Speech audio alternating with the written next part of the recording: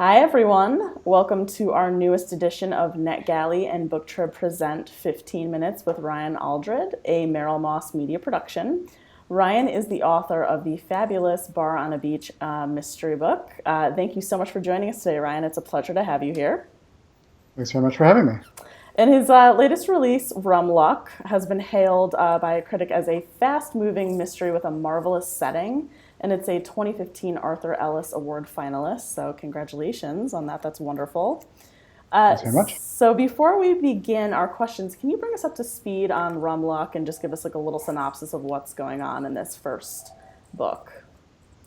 So Rum Luck is the story of three Canadians who find themselves owning a bar on a beach in Costa Rica and tangled up in the murder of the bar's former owner.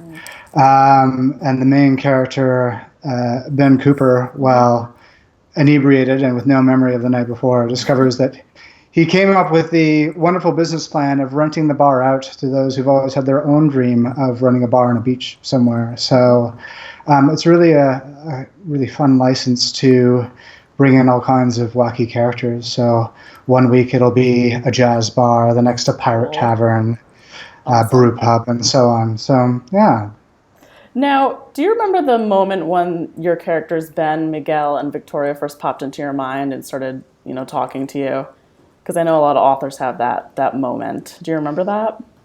Yeah, it was shortly after we moved. We're in Prince Edward County now, and had this very clear moment of imagining someone waking up in a Costa Rican prison cell, how disorienting that would be, how terrifying it would be to find out that not only are you charged or arrested on murder, but also that you somehow managed to use your life savings and that of your former fiancé to buy a bar.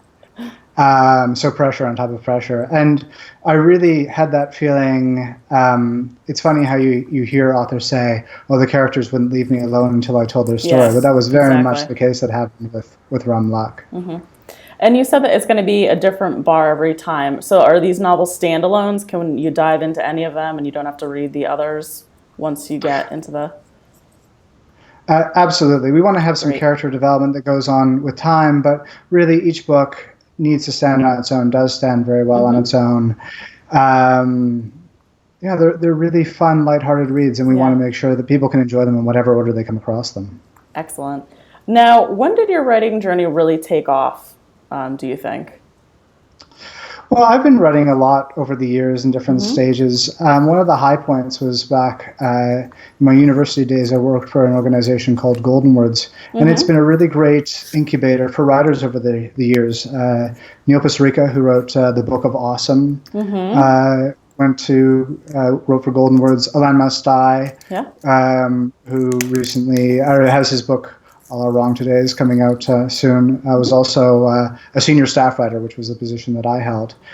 So I think that was definitely a high watermark, and it left a seed in me that where I knew that I wanted to do something more as time went on. And definitely there's a lot of that kind of humor that shows up in the book. That kind of, I think it's a very, it comes from a place of having a lot of funny people in a room for late nights for years on end. I think that develops a really great humor, and I think that shows through in Rum Luck.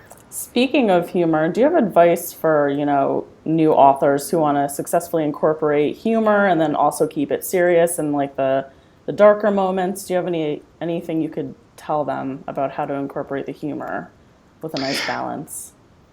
Well, I really believe that humor should be the spice and not the supper. And so I think if you find yourself, it's been 2 pages and you haven't mentioned any of the key plot points or any subplots, you're in a fantastic place where your characters have tremendous banter, but the humor has to still add to the character, add to the setting, advance the plot line. Very, very rarely can you just make jokes for the sake of making jokes, only if they're really, really, really good. So I think it is very important that if you took all the jokes out of it, would the book still stand on its own? That's very important because I think readers are reluctant to pick up a book that's billed as a funny book. I think if it really has to have all of those elements to make it work. But then when it does, it's tremendous. Yeah. You think of books like those done by Donna Andrews. I would say Terry Pratchett was a big influence. Really enjoy the work of Andy Weir as another example. You don't necessarily see the humor being billed for those authors right off the bat. Yeah. But I think when a reader opens that cover and discovers it, it's a really wonderful thing. It's the icing on the cake for sure. Mm-hmm. Now, what made you choose Costa Rica for this setting for this book? Is it a favorite place? It is a favorite place, and friends of mine and I had visited Costa Rica, and we actually came up with this idea of having the ever-changing bar as a business that we wanted to seriously pursue. Oh, cool. But life goes on, and I sort of realized that the only way that this was ever really going to happen was if I put it into a book. And after the book, the initial rough draft was written, we went back, my wife and I went back to Costa Rica, and just to get all the details right, all the little bits and pieces that you don't think when you're writing it. And I was talking to a gentleman who had recently moved from San Diego to open a flower shop in Tamarindo. Nice. And I told him about the concept of the book, and he's like, I think that business would do really well here. And to me, that was just the ultimate compliment. But Costa Rica is the kind of place where you just find yourself having these incredible adventures. Yeah. The first time I was down, a friend and I went to this dive bar that actually had a tree going up to the middle of it, and very, sort of ramshackle. And at about 2 a.m, everyone else had gone home. There was a fire that broke out across the road, and found myself, having had a few too many beers. There was a dog nearby barking, and I said "luego," thinking, of course, that the dog spoke Spanish, first off, and that, goodbye was close enough to stay for my purposes. But just, found myself carrying out boxes of textbooks out of this, sort of burning little small series of shanty houses. And that was the first day. I had a real estate agent who was trying to encourage me. He found out I was a computer science major and wanted me to hack Interpol to clear up a misunderstanding regarding some cocaine. I declined politely. Just one thing after the next. Just one thing after the next. We bent the rim of our tire driving home, and had to go to a underground garage that was open at 2 a.m, and the mechanic took off the tire and started hammering out the rim with a ball-peen hammer, and that was how we got the tire fixed. I actually have to be careful when I'm writing these books to not include too many of the real-life elements, because I think it would make it too unbelievable. So, but definitely, it's a wonderful place. Very, very welcoming, very safe. Yeah, I've heard great things.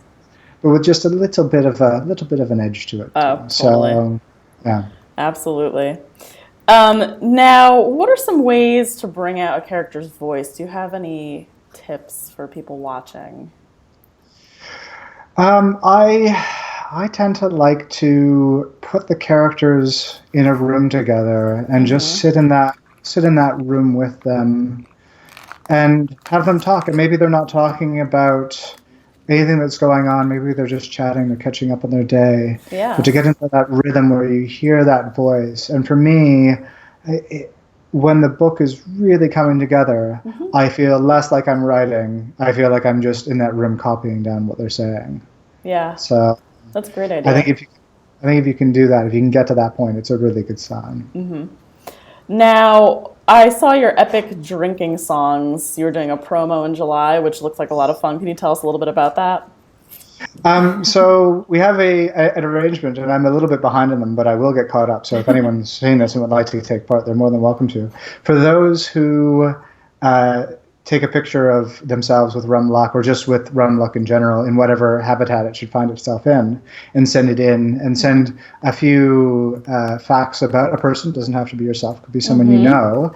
I will compose for them an epic drinking song. Excellent.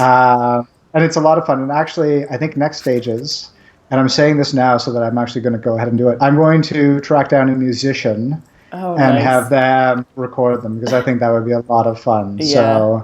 So stay tuned for that as well. But those have been a lot of, I do a bit of improvising with a local group, and it sort of Neat. came from that. We improvise those kinds of drinking songs and have a bit of a reputation for being able to rhyme unconventional Nice. terms. So yeah, it's a lot of fun, and I'm looking forward to doing more of that. Also looking to do, there's a game that they play in Uh-huh. the book called Perfect in Every Way. So you imagine your ideal Mm-hmm. romantic partner and introduce a tragic but hilarious flaw. So perfect in every way, but they have an imaginary friend named Mr. Wibbles who goes with them everywhere, or perfect in every way, but they insist on having all of their food blended. So you're Oh at my a gosh. wonderful restaurant for a beautiful Valentine's Day dinner, and I'll have the filet mignon and the lobster and put it in the blender and set it on Oof. high for about 30 seconds, please. And so we're going to do a little bit of a contest with that too. That's But just a amazing. really, Yeah. some fun elements that it's nice to include. Yeah, you seem like you're having a lot of fun with the whole release and everything leading up to it. It seems great.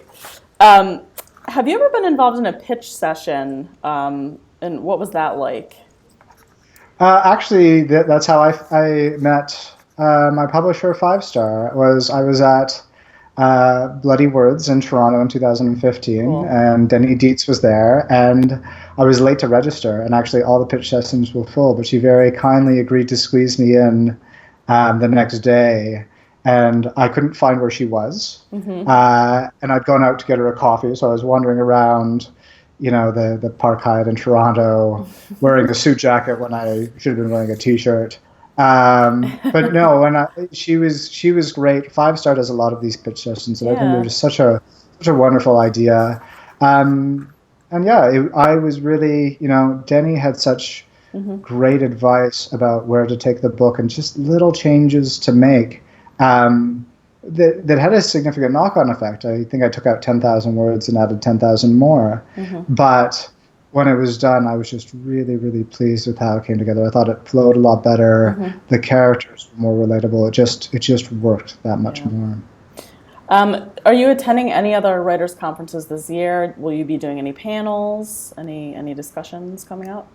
So I'm very excited to be going to BoucherCon That's a great in one. September, and I will be joining their Nice. Jive Talking humor panel. Oh, So cool. I'm really excited about that. They've let us have a bit of a hand in sort of what questions we'd like to hear asked. So I'm Yeah. hopeful that some of mine will get through. Yeah, no, I'm really excited about it. It sounds like just an absolute Yeah, I've heard great great things. group of authors on that panel, and it should be a lot of fun. It's my first ButcherCon, Oh, so excellent. yeah, I'm very excited about it. Can you tell us a little more about the Canadian charity that you run?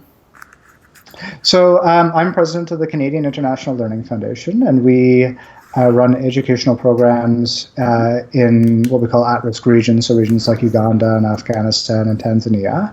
And it's quite interesting because we do a lot of online volunteering. So we'll get people who just have a few hours to spare, who want to, work on putting a website together or help an organization get the most out of Facebook. We really help these schools engage at an international level. So it's things like figuring out how to put a proposal together and just have that credibility so that donors really feel confident working with them. But we've had a really tremendous impact in Kandahar. We've been there for almost 10 years now. And I think we've had something like 3,000 or 4,000 students graduate from that program. Incredible. There's a very high need for job training there, and these students when they graduate, they provide support for 6 family members on average. So it's really, we've reached a significant part of Kandahar province, and I really like that sort of thing because I think it does say that you don't have to necessarily take your whole life and move to somewhere on the other side of the world. And it's wonderful for people who do that. I have the utmost respect for that. But it's nice for people as well who want to volunteer a few hours. So, yeah, still active with that, and it's been a lot of fun. That's amazing. So, what would you say is your favorite bar out of any tropical paradise that you visited? Do you have a top pick? Oh, that's a tough question. Right? You know what? I'm almost half convinced I may have imagined it, but it was the first time I went to Costa Rica. There was one bar that in particular. So there's a whole series of bars along that stretch along the Pacific. And there was one that I went to, and it was St. Patrick's Day, and they were celebrating St. Patrick's Day in Costa Rica, Interesting. which I thought was great. And it was just one of those moments that really imprinted. There was the Costa Rican paramedics were doing a fundraiser where they were coming by and taking people's blood pressure. And at one point, music was playing. I looked over. I saw a woman who'd picked up her dog and was dancing with her dog. And just those little things. There was just so much personality. And the sun was setting. I was talking to people there. How long have you been there? A week, 3 weeks, 2 months, 6 months. And I went back, and I've never been able to find that bar again. I don't know if it's merged in with another one or what's happened. But definitely that stretch. And it's hard to choose just one. Yeah. There's Eat at Joe's, which is the bar for Witches Rock Surf Camp there. And I think that has a lot of character as well. And it's just, you're right on the Pacific. There's great food. There's a real atmosphere of people being out there.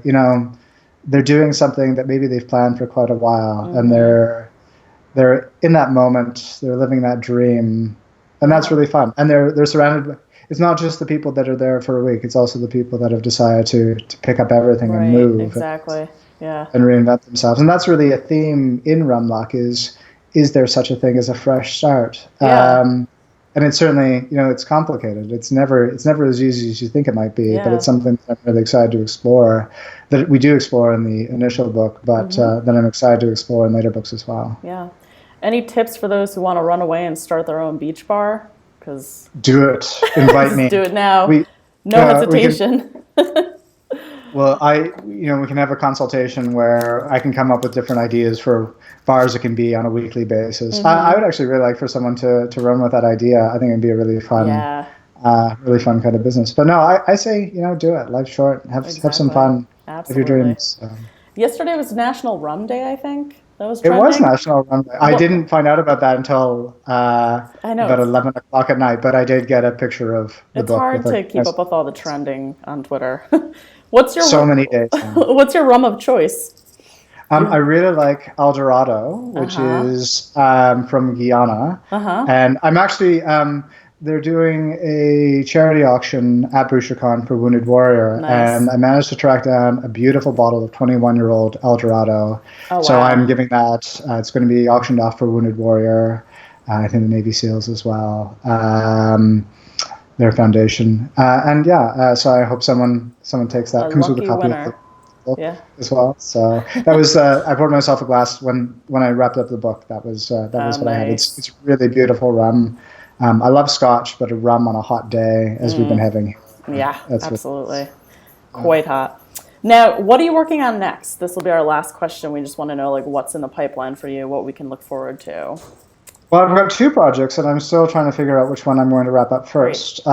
One is the sequel to Rumlock, which tentatively titled Hard to Port, which is a pirate tavern. I like that. And the other is the first book in a new series in which the lead operative of a private search and rescue firm is drawn into the shadowy world of the global antiquities trade.